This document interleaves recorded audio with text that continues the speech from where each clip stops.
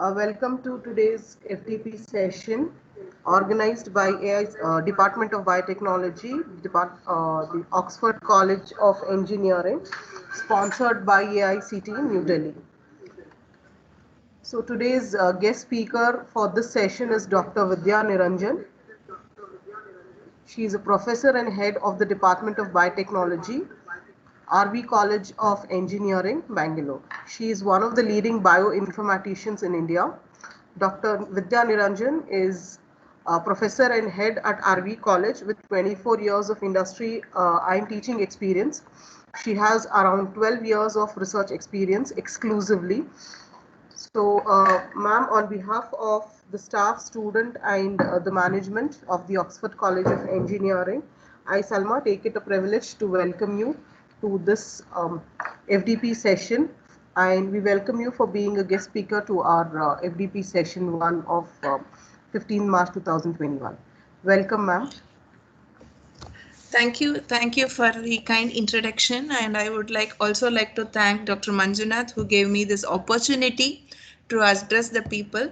Uh, I know this is an FDP, and I will try to put all the responsibility on those people who are attending this FDP, because I want to give you something, the gold mine, what the biotechnology is going to have ahead. So I am also a part of this consultancy, a big consultancy from a company called Symmetric, where I am with them in exploring the data of healthcare informatics data, where we are having a lot scope. The biotechnology, especially the students from biotechnology, is going to have a huge scope, and there is going to be a expansion. All the international company whom I am meeting with, the right and left, they are going to increase the capacity of healthcare informatics. Actually, one of the company, Eli Lilly, is going to start from 2 lakhs. What is the capacity they have, to 7 lakhs, out of which 50 to 60% comes from computer engineering, and the remaining people, they are not able to get a specified skill set from biotechnology. So again, the job is going to computer science. It's not that it's not that we don't have the market, or we don't have the sufficient capacity to get into the job, but the major thing we are having a lacunae is about the expertise of the students whom we are training at the biotechnology level. So I do accept that there must be a core expertise on biotechnology for the students.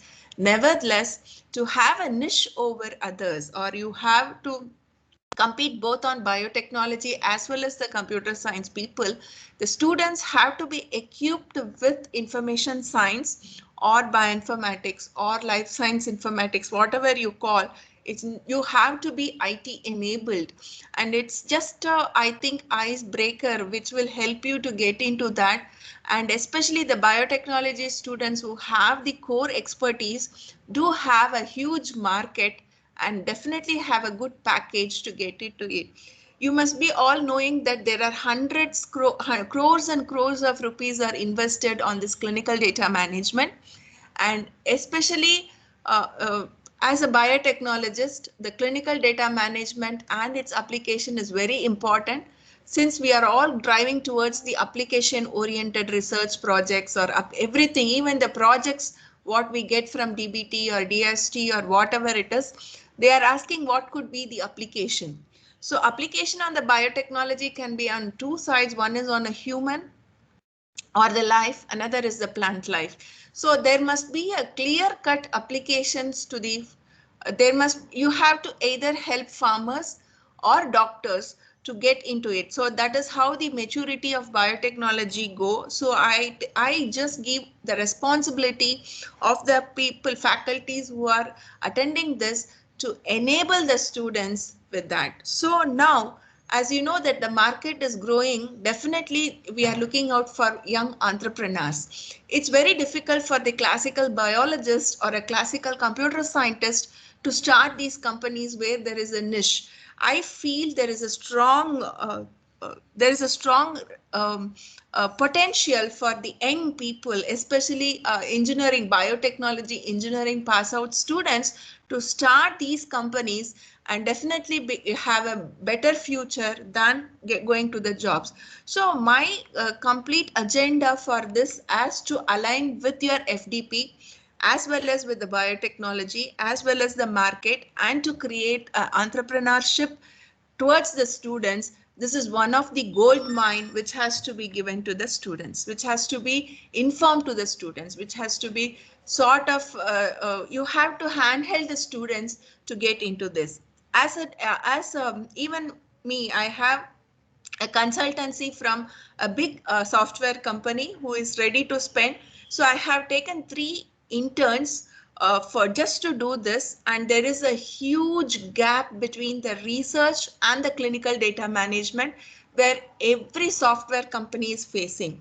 I think that is where we need to take our lead, especially as a researchers, as a biotechnology people. How do we gap bridge between this clinical data management and the research that has been? Now it has been 2 parts.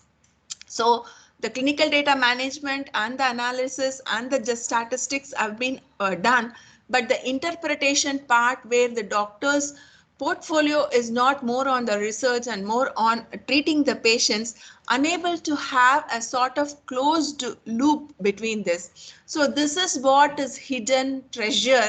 So I want to make it as a hidden treasure for all the biotech engineers or any biotechnologist to get into the market and to definitely lead the market. So this is a thing I just want to tell, and this is why I have taken this title. And as you know, I just want to have a few things about me, and also you can tell the students to work with us on it. So we are Center of Excellence in Computational Genomics, where we have 2 different pedestal of work that is going on. So I'm heading computational genomics. It is Center of Excellence at RVCE, where we do have biological analysis, next generation sequencing, drug discovery, where there is a huge science and a very less of computational side. We also work on artificial intelligence, machine learning, and database computing, along collaboration with the computer science, where more of computational science, but definitely a significant amount of biology. So my expertise on this is now what I'm going to tell you, what is that I'm going to present to you today is on the second pedestal of artificial intelligence, machine learning, and database computing, which we have already an agreement with one of the software company, and there are 3 to 4 due to interest of conflict. I'm unable to get into consultancy with them also, but still I feel that there's a lot of people who are coming in this way to get into the gold mine, and definitely I think this is going to be a huge scope for all the faculties as well as the students to just divert this into the research. And the Center of Excellence Computational Genomics is funded by DBT. We have DBT, 4 DBT fundings. We have 1 AICT funding. We have DST SERB funding. We have consultancy from many of the software companies. So the revenue is quite high. And last year we had a revenue of around 3 crores to run this Center of Excellence Computational Genomics. And I am very proud that we are also part of a European Bioinformatics Institute, where one of our tool is going to be integrated on protein clustering. So we are also collaborated with Sanger Institute, and I am a visiting scientist at Sanger Institute, Cambridge.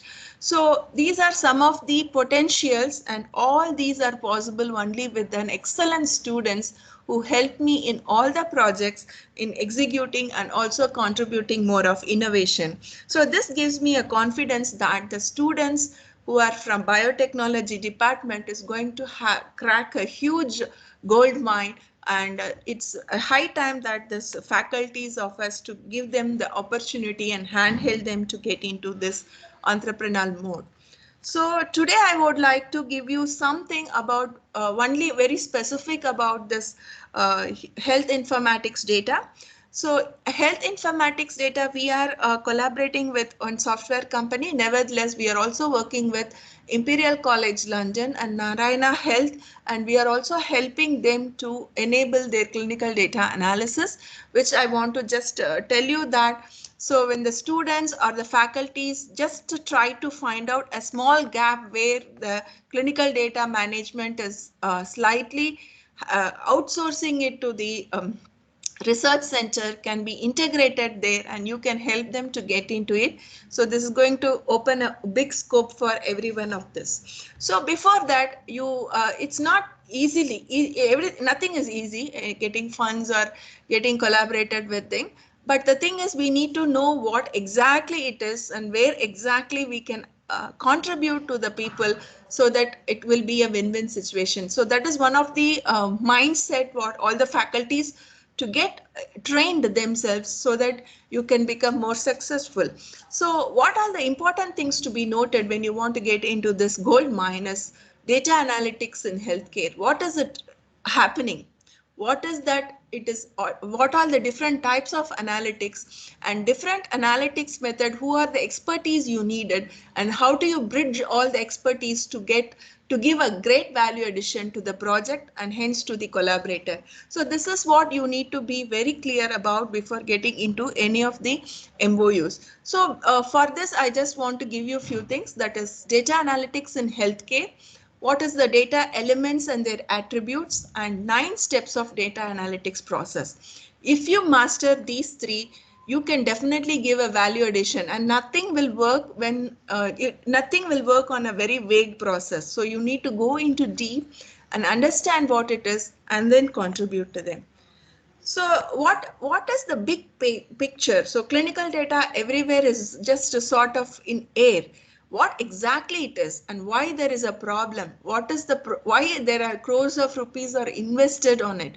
So what is the big picture is, it's a multiple systems in health information. The major problem in clinical data is there are multiple parameters where you have to know many things, and there are varieties of objects, varieties of subjects. So there is a sort of multi-dimensional parameters at every level, and to simplify it and come to a conclusion, it is not only possible with clinicians or with doctors or with the software systems. It is definitely going to be a huge impact where the biotechnology engineers also have to make a part of it. I will give you in a test case how we bridge the gap and how the company saved crores of rupees. So I'll give a test case on it, and this will enlighten you with definitely with a very great information, so that you will all get into it as soon as possible. So this is one thing. The systems are designed for clinical use and reporting purposes, but the problem is there will be an incomplete set of data where we need to have a basic knowledge of biotechnology or the basic knowledge of biology to have this gap filled. So none of the complete set of data for individual patients, group of patients, all aspects of information system. So the major problem, initial problem is about the information, where there will be absence of some information and we need to proceed with it. So it is very difficult for a non-domain person to take a decision at that point. Just the algorithm or the statistical methods will not help them to get out of it. So there must be a lot of biology, and the domain expertise has to be put first to clean the data and make the data ready. So the processing of the data is where the biotechnology is very important. Now, if you see the clinical data warehouse, so all these warehouse will be all these organization of the data, the process has been completely automated, and it is at a very high maturity level in clinical data companies. But for analysis and reporting, for the information and the knowledge that has to be incorporated there, is what a major drawback where in spite of having crores of rupees, the pharmaceutical companies investing on clinical data do not get back. So this is where the pharmaceutical company as well as the clinical data company is all looking out for, is the information and the knowledge. So the warehouse aggregates data for a patient from multiple resources, and then it uses analysis. It just uses the statistical data which fits the data. There is no biological meaning that has been incorporated before suggesting. So the statistician who work there, they try to make some statistical algorithm which fits the data, because you have to know that some of the data are not there and the data is not clean. So the statistician there is making a major mistake or a major decision without understanding the bio problems. And it is definitely, it is misleading, and that's why many of the what you say, the drugs do fail. So this is where something where the biotechnologists along with statisticians or the biostatisticians to be very important before taking the algorithm. For example, one of the case study, the statisticians all recommended as certain regression thing, but we didn't get any correct data or the correlated data when we came to the conclusion. So this, then we need to get into another method of linear regression, which helped us to get correlate the biology data as well as the clinical data.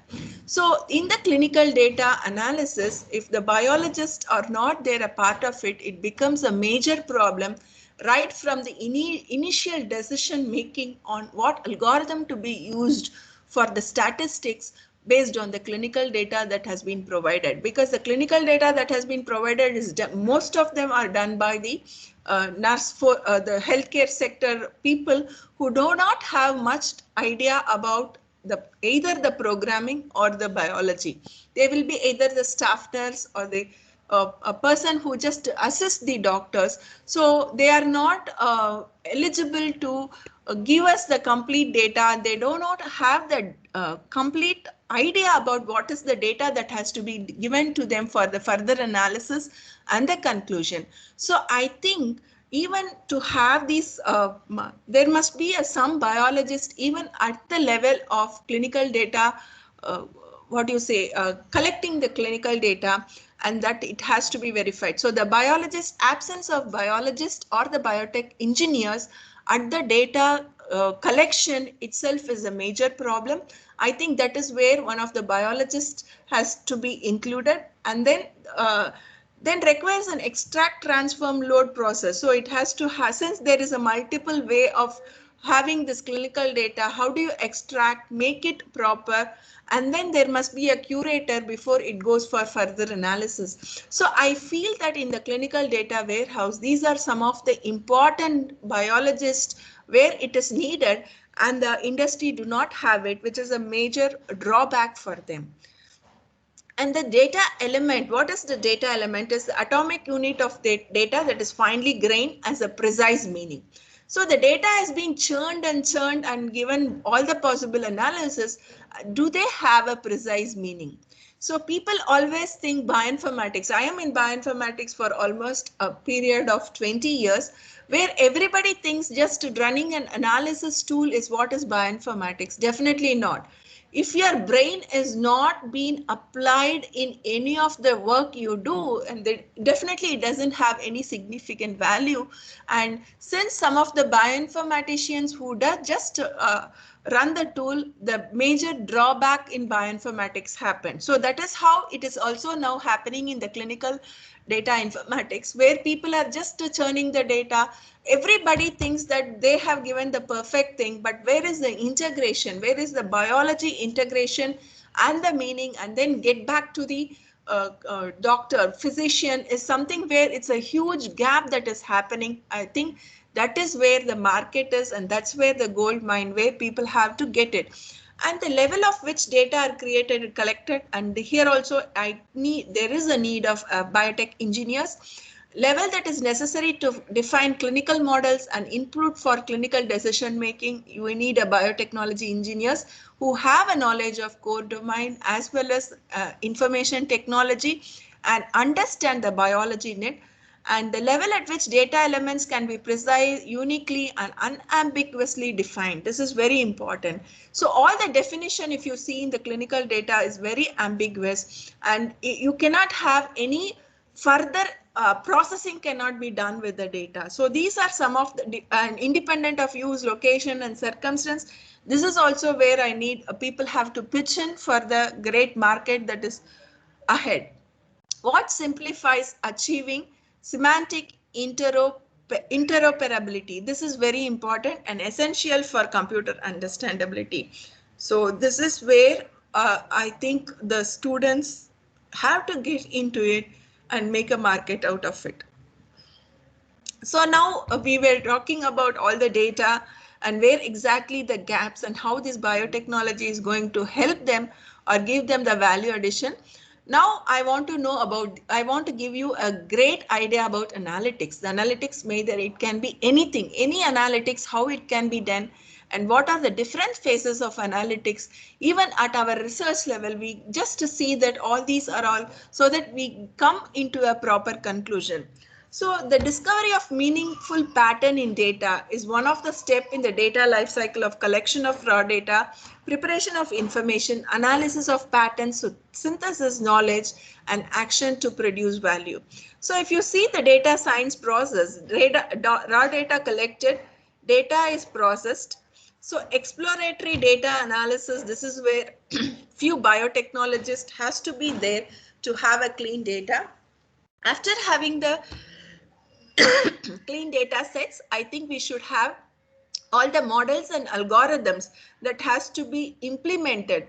I feel that lot of electrical engineering publishing a bioinformatics paper, a huge computer scientist publishing the paper. What they do is they do for their whims and fancies of the algorithm which they like the most or which they understood the most to the biology perspective. You know, biology is always a huge spectrum of unambiguous data, so that any algorithm can run it, anything can fit it and give you the data. But how do they validate the data that has come? What is the biological significance or the relevance it have with it is something where the non-biotechnology engineers are not really interested in, or that's not their scope. I think that's where the biotechnology engineers have to take it and then make sure that this is what we want, and they have to just say that this algorithm cannot be used where it do not have any meaning or significance in the life science. So that decision making is very important, where I feel some of the biotechnologists are very important. And then the data product will be there and communize, visualize report. So these things, some of the things even software engineer do, but the crux of these particular research or the clinical data management where the biotechnologies are needed, definitely we are losing that particular dimension. So this is something which I would like to tell again on the analytics perspective too, about how the students can take initiative, get into these products. If they are not given an opportunity, how do they start their own company and only take this as an outsource from clinical data management services and then do it. So different types of analytics is, one is descriptive, one is predictive, one is prescriptive, and one is diagnosis. So these are the four types of analytics which has to be used in the clinical data management. Now, when the descriptive is this, uses business intelligence and data mining to ask what has happened. As the name suggests, descriptive is very important part where the huge decision making has to be done, because anybody can develop some models and forecast to say what could happen. It's may or may not. But the descriptive analytics is a core bioinformatics where the biology, there is a huge interdisciplinary that demands in the descriptive analysis, where they have to clearly say that which is very important for them to take a decision. So the pattern, the analysis to be perfect, the pattern has to be 99% perfect so that it can go to predictive analysis. The predictive analysis, based on that, a statistical model has to be done and forecast to has what could happen. And then come the prescriptive, uses optimization and simulation to us what should we do. And the diagnosis, examine the data, why did it happen. So if you see, the descriptive plays a major role and the crux of this, which is very important to get into the another type of analytics. So here, if you say the value and the difficulty, so descriptive, what happened, diagnosis, why did it happen, predictive, what will happen, and how can we make it happen. So how you can see how this bioinformatics have a shift of from what happened to how can we make it happen. So this is all about bioinformatics, not doing any single analytics, either descriptive or diagnostic or predictive or prescriptive, is not going to be any bioinformatics. When they can do this complete things, and the value how you can optimize the whole thing of a highly complex biology into simple thing which you can handle with your brain, is something which we want. So when you see that the value is hindsight for descriptive and diagnostic, and insight and foresight. So the foresight can be done with the computer engineers with very less of biotechnology, but I think the descriptive, diagnostic and insight should have a huge biotechnology people as a supportive or the decision makers in all the thing that is happening. And you know that it's less difficult, but that it needs extensive domain research to understand and have further decision making for insight and foresight. Next, when you go separately with the descriptive analysis, it is the common statistics, counts, average, reporting methods are all there. If you see diagnostic analytics, it is attempt why did it happen, drill down tactics, data discovery, correlations, all these definitely should have a huge biotechnology support for decision making. The predictive analysis, where you can have 50% of biotechnology and 50% of computer science, where predicts instead of describing or classifying, rapid analysis, relevant insights and ease of use. So slowly you can see that it can, when the core has been handled by biotechnologists, the later can be definitely taken over by the computer science scientist. So examines data or content to answer the question what should be happen, what could have made it to happen. Definitely you need some biotechnologist here, but the ratio can be more on graph analysis, simulation, complex event processing, neural networks, recommended engines, heuristic approach and machine learning. So steps in data analytics would be identify the problem and the stakeholders, identify what data are needed and where those data are located, develop a plan for analysis and plan for retrieval, extract, transform and load the data, check, clean and prepare the data for analysis, analyze and interpret, visualize the data, disseminate the new knowledge, implement the knowledge in the organization. So these are the steps we have. So if you are okay, I can go with the case study. You have any questions for, because whatever I told is on the theory process.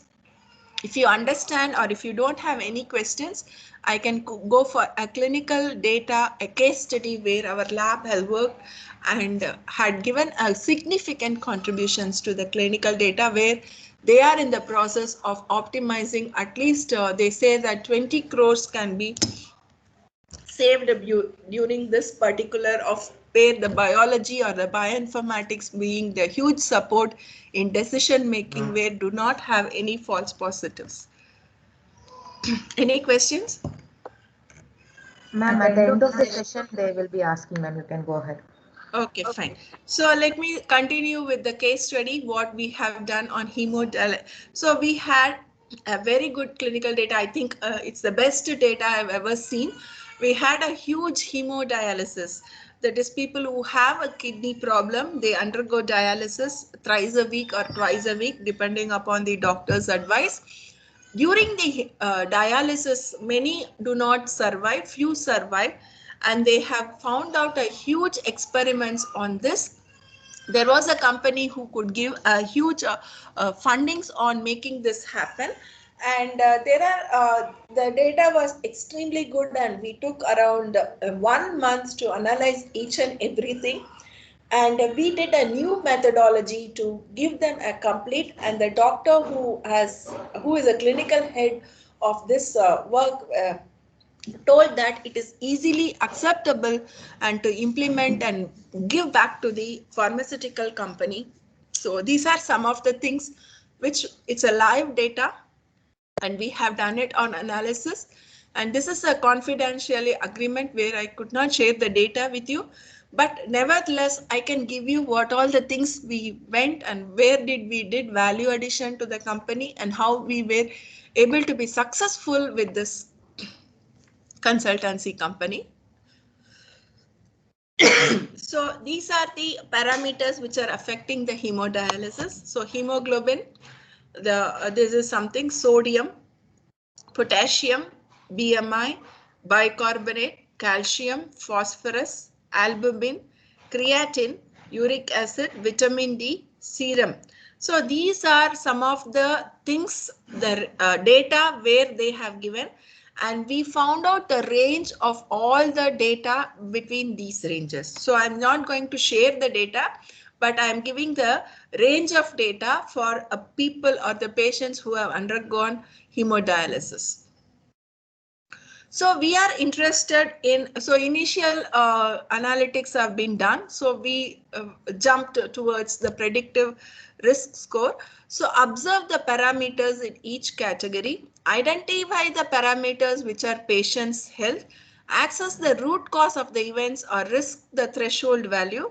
Based on the severity and the significance of the risk, decide the risk response, predict the risk score responsibility. So our major work here is, so the previous analytics, that is if you just were the descriptive analysis and diagnostic analysis is where between our portfolio where we have already took completely and we did analytics. Next we want to go for the predictive analytics. So for predictive analysis, these are some of the things which we have gone from the previous analytics, and we want to find out the predictive risk score. So this is what we found out from that, like how significant. So if you see how all these together, we found out what all the dependence.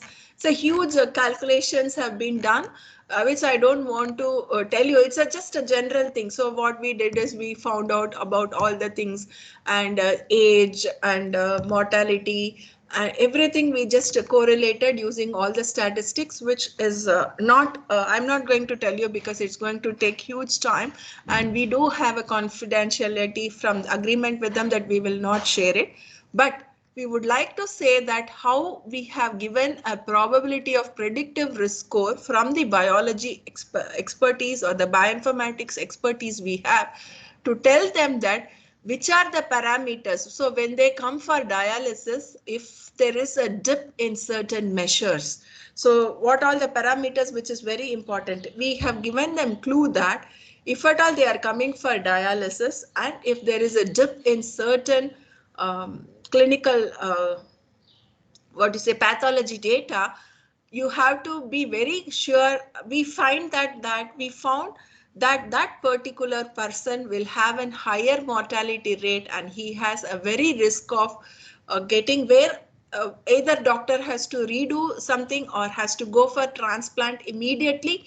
So we are going to give from the clinical data clue with all the available clinical data, who are the person who is much more prone for the mortality, and how important to have that transplantation, and how the government authorization should give a priority to them for the transplant. You all know that there is some registration available for the kidney transplant, and it will be given on the priority basis from the clinical data and from the predictive score we are also going to suggest the government who are to be very important and how they have the transplantation for them is very necessary.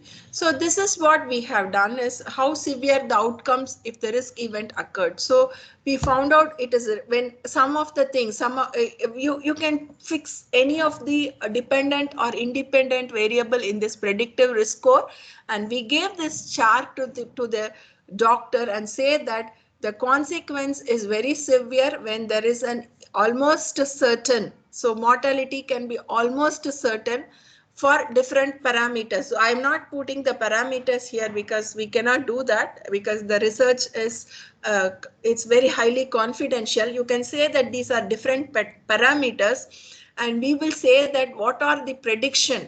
For example, let us say an X parameter, we found out it is almost certain and it is very severe in the 20 and 25 people of the research we have done. So we can conclude that the X parameter, if it is almost certain, it is a major or severe failure in the kidney, and the patient immediately needs attention for the transplant, and the government has to give priority if he has registered for kidney. So this is how we have made a sort of matrix which is very clear for the doctors, and because we haven't included the parameter here for the confidentiality, but we have the parameter also there, and we found out that if the person has an hemoglobin very less, or it is very less and he is very certain that it will have a mortality rate, and he has to be taken extreme care.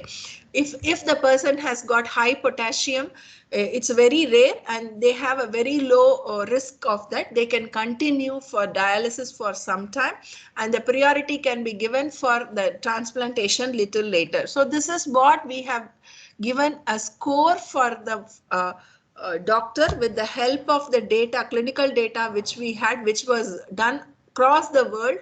And you can imagine we got around 1 million data sets worth it, for which we came with the prediction risk score. It's a huge task, and I have to thank some of our RV students and some of the interns and some of the computer scientists from the company. All of them work together to get the score, which sounds to be very it's promising. And the doctor also told that, yeah, this is very fine, and this is one thing which, because the doctor cannot go on finding up all the scores, see the differences and see how it's very difficult for him to diagnose with the huge data at a set. There must be some tool for him with all the pre-processed data, and to incorporate the data what the patient have, the pathology report right now, and incorporate and give them the suggestions what it is. You think that how important it is and how the world needs these things, where the biotechnology makes the core crux in designing these things. But all these days it was done definitely with biotechnology engineers, and their predictions and their decisions will help people to get into this mode. So the conclusion of the study is statistical analysis can be performed according to the structure of the clinical data, which further can be integrated to a tool and algorithm with the help of bioinformatics domain. So this clinical bioinformatics is an area of healthcare science responsible for developing and improving methods for acquiring, storing, organizing, analyzing biological data that supports the delivery of patient care. Almost every experiment of biology needs some input or analysis from bioinformatics to provide new dimension, and this clinical data management is a perfect blend of bioinformatics and statistics and cater the needs of all domains of biology. And if you are interested in collaborating with us and to be a part of my projects, you can definitely go to my website and see that the recent publications we have and ongoing projects and the research and the collaboration we have. And we are more than happy to give your students with your lead to give some of the projects. We have so many projects, and we will be definitely offloading. And I want to also tell you that I'm a part of 100 crores project with the Karnataka government to give seed money for all the young entrepreneurs. So I'll be in this. I am also giving you that if you have something very solid, if the students have got something solid, we will also looking out for the huge potential innovators and the startups and the entrepreneurs to get to into it. So with this, I would like to end my lecture or whatever you call, but definitely I want this to go to the students. It has to get reached, disseminated many ways to make our domain as well as to make the world the best. So let the human do not suffer and we can do the best what we can do. With this, I would like to thank also Dr. Manjunath, who is also my colleague previously. We were together colleague in the previous college, and I would like to thank him for this opportunity to address the students and also the people. I want this to disseminate much more possible. Thank you.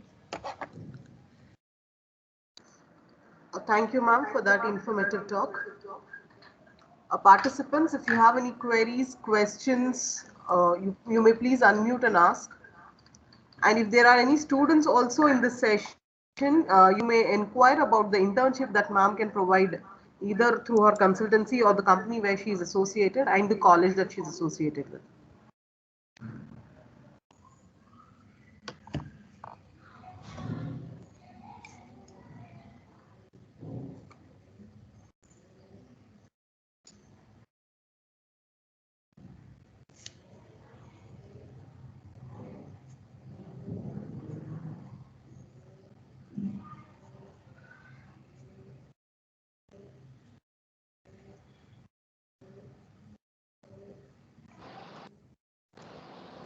Hello, madam. Yeah. Yeah. Good morning. Actually, I'm Peter Sharan from EC department. I joined very late, but when you were telling about seed money, that time I was listening.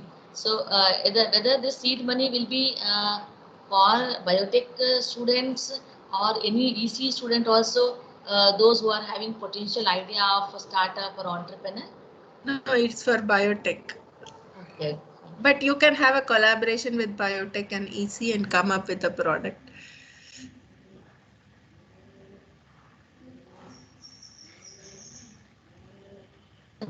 So I was thinking, domain is easy, but they are my research work is mostly in medical healthcare. So I was interested to know. Definitely, you can help. You can see when the call for is on for all the startups and bio, and you can apply. And if it is definitely best, you will be given encouraged to have a startup. Your students have to have a encouragement to have a startups. It's only for startup, and it is definitely not for any research purpose. It has to have a commercial value. Yeah. Okay, so it will come the call for proposal, call for funding seed money. It will come in the like newspaper like that. Yeah, it will come in the newspaper. Okay, thank you.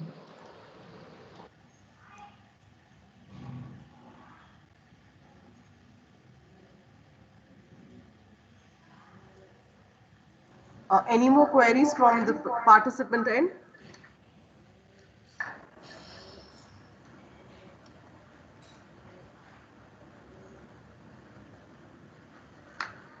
Ma'am, that was the only question.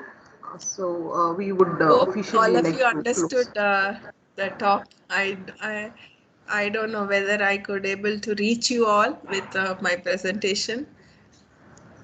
I hope all understood what I was trying to tell. The participants, if you have any queries later on also, you may please contact us. We can help you out in reaching out to ma'am. And ma'am, if you could put up your web address on the chat box, it will also be helpful for the participants. Yeah. I'll just do that. So you can go through my website, and then my mail is there also. You can contact me.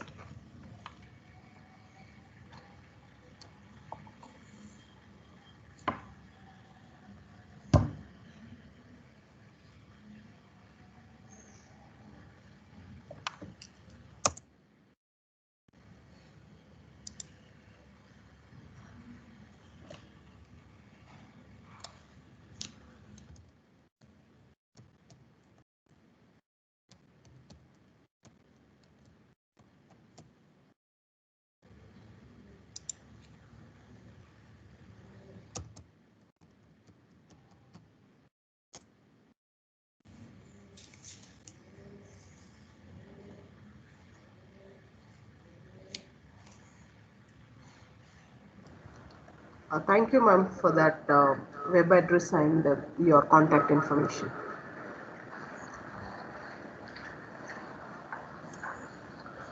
Yes. At the outset, since we are concluding this, I would like to propose a vote of thanks on behalf of the staff, students, and the management of the Oxford College of Engineering. I take it as a privilege and a heartfelt gratitude to thank Dr. Vidya Niranjan for taking her time out of her busy schedule and being part of this FDP program to share her information and research related information which will help both the faculty as well as the student community.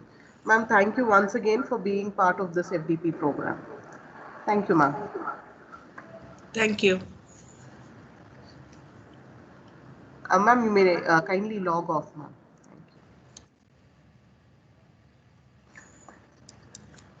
Dear participants, we will resume the second session at 11:30 a.m.